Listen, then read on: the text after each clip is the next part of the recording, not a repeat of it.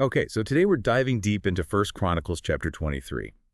It's this incredible moment where King David really lays out a massive organizational plan. Right. He's getting older. Solomon's about to take over, and the big project is the temple in Jerusalem. This chapter is all about getting the Levites ready for that new reality. Exactly. Moving from, the mobile tabernacle duties to a fixed place of worship. It's a huge shift. A total shift. And David's focus here is ensuring the service, the actual day-to-day running of this future temple, is set up meticulously. So our mission really is to unpack that, look at the numbers, the structure, the jobs, and figure out why David set it up this way, right at this key transition point. Definitely. And I think the first thing that hits you is just the scale. David gathers everyone, leaders, priests, Levites, and does a proper census. Focusing on the Levites, specifically those aged 30 and up initially. Yes, that was the traditional starting age for the really demanding tabernacle work. And the number they counted, it's kind of mind-blowing. I love it. 38,000 men. Wow. 38,000 Levites, 30 years or older, ready for service. That's a lot of people to organize. It really is an enormous workforce dedicated just to supporting the worship of God. And David doesn't just count them, he immediately assigns them roles, big categories. Okay, break that down. What were the main jobs? Well, the biggest group, 24,000, were tasked to supervise the work of the Lord's house, sort of the main operational group for the temple itself. 24,000. So overseeing construction, maintenance, the day-to-day stuff. Seems like it. Then you have 6,000 who are appointed as officials and judges. Officials and judges. That's interesting. So not just temple duties, but wider administrative and legal roles. Exactly. It shows their integration into the community's structure, not just the religious rituals. It's a broader scope. Okay, got it. What else? 4,000 were assigned as gatekeepers.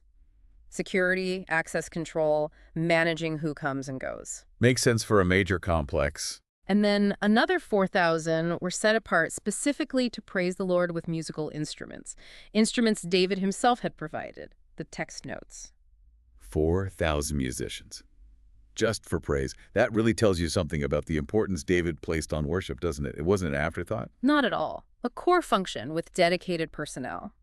But then there's this interesting detail later in the chapter, David's last instructions. Oh, yeah.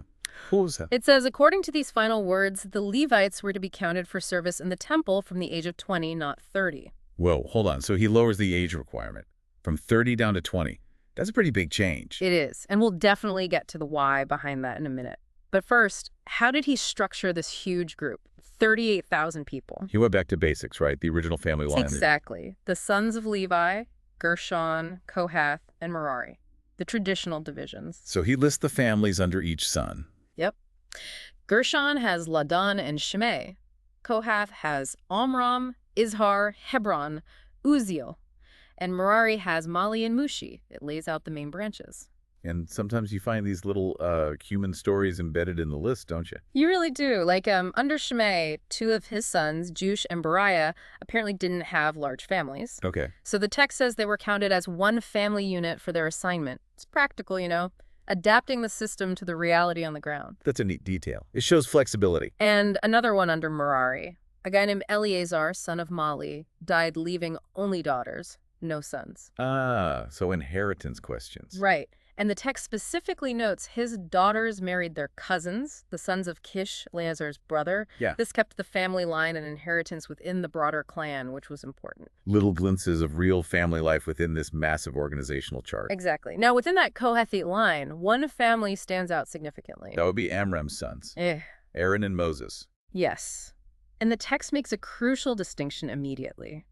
Aaron and his descendants were set apart forever.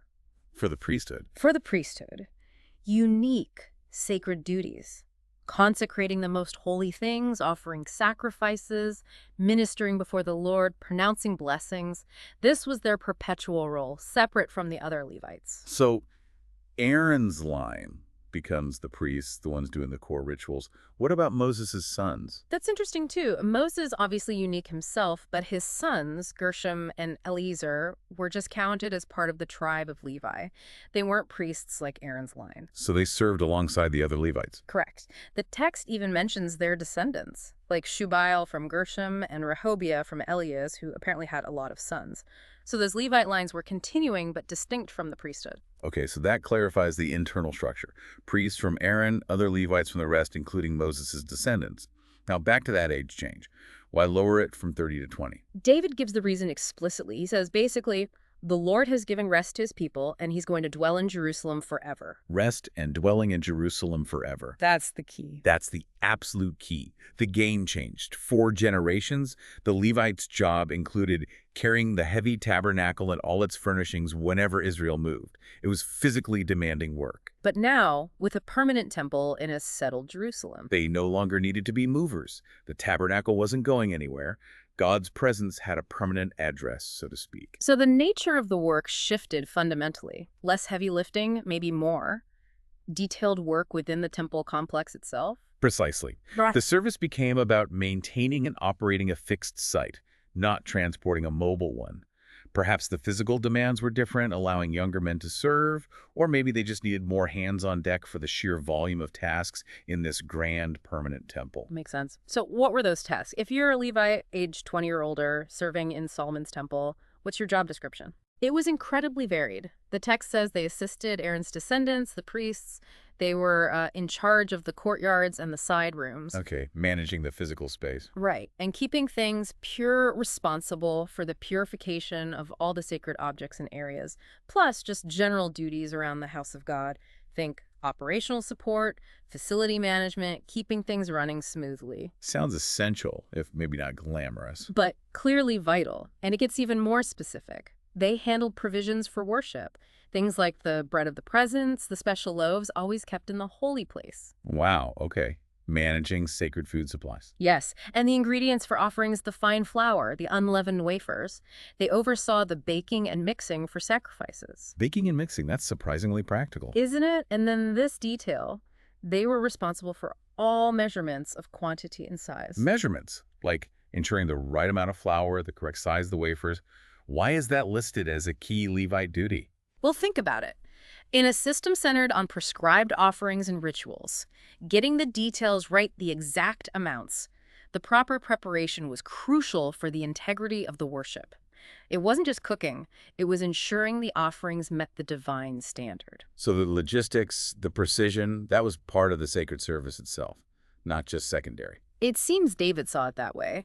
Every task contributing to the proper functioning of God's house was important service. And then, of course, there's that huge group dedicated to praise. The 4,000 musicians. Right. Their specific job was to stand every morning and every evening to thank and praise the Lord. A constant daily cycle of worship through music and song. Twice a day, every day, plus special occasions. Yes, the text mentions their roles on Sabbaths, new moon festivals, all the appointed feasts. They had to be there regularly in the right numbers, following the prescribed way.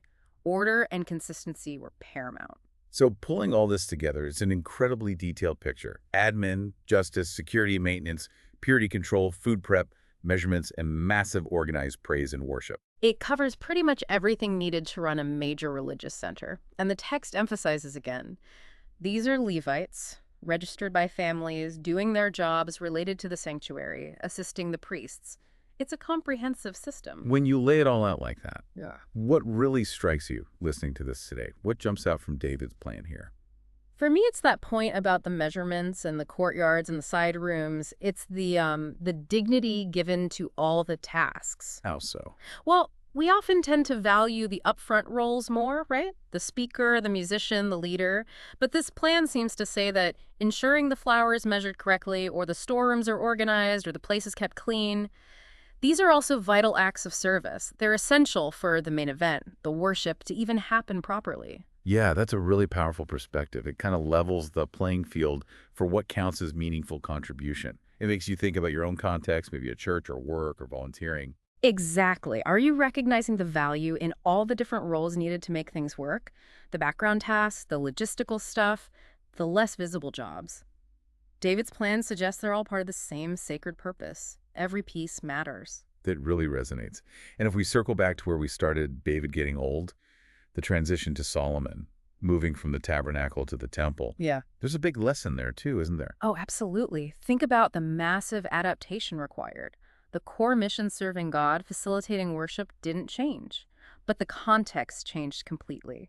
A mobile tent versus a permanent stone temple. Different circumstances demanding different skills, different structures, even different age requirements. Right. They had to completely rethink how they fulfilled their purpose. They couldn't just keep doing things the old way. The old way involved carrying a tent. Yeah. They adapted their roles and responsibilities significantly while holding on to the central why. It really makes you consider change in our own lives, doesn't it? It does. How do you handle shifts in your world? Maybe your job changes, your family situation evolves, the community around you transforms. How do you adapt your methods, maybe even your role, without losing sight of your core purpose or values? David's blueprint here is a fascinating example of tackling that challenge head on. It leaves you wondering, how can you find and maintain your purpose even when the ground is shifting beneath your feet?